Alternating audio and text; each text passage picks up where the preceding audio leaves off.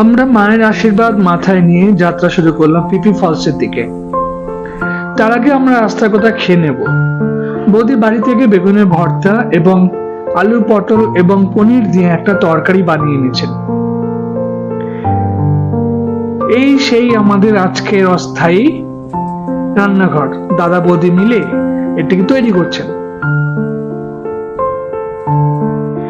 এই মাইনটান নদীর পাশে আমাদের এই অস্থায়ী সুন্দর, অতি সুন্দর এক রান্নাঘর।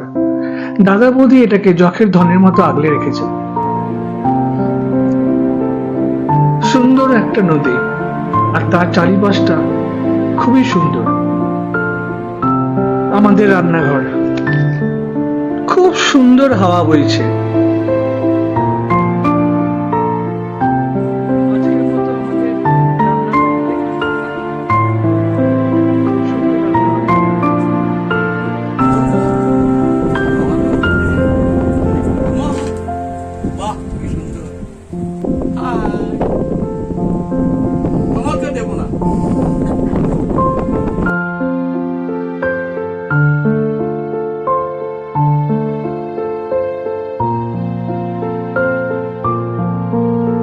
আমরা আমাদের খাওয়া কমপ্লিট করে নিচে আসলাম।